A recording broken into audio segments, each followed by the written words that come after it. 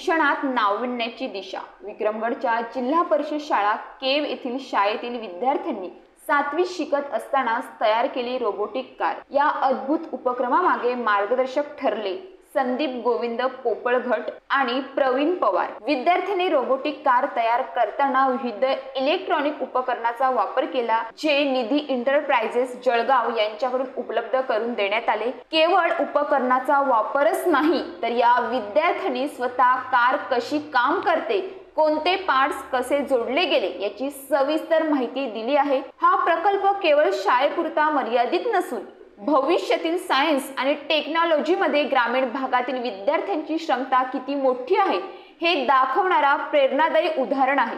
अशा विद्यार्थ्यांना योग्य मार्गदर्शन आणि संधी मिळाल्यास ते आवश्यक तंत्रज्ञानाच्या विश्वात आपलं नाव उज्ज्वल करतील. नमस्कार, माझे नाव हिमांशू राजेंद्र वडगा आहे.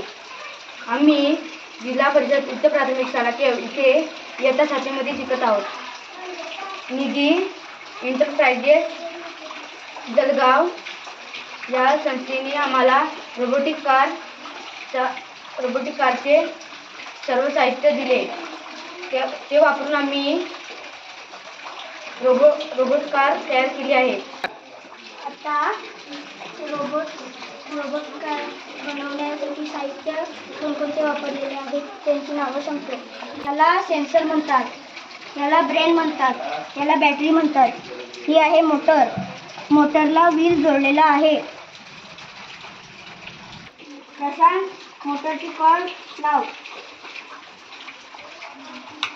दुसरी पण लाव.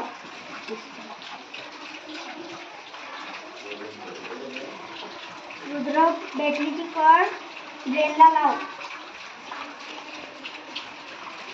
हिमांशू, सेन्सरची कॉर्ड ब्रेनला लाव.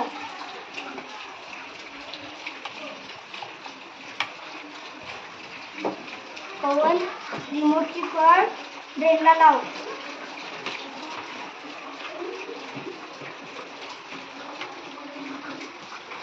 आता आपली रोबोट कार तयार झाली आहे. ही आता कशी चालते ती दाखवते. ही मुलांनी बनवलेली आहे, ही मुलींनी बनवलेली आहे. या दोघांची आता रेस लावणार आहे. आपल्या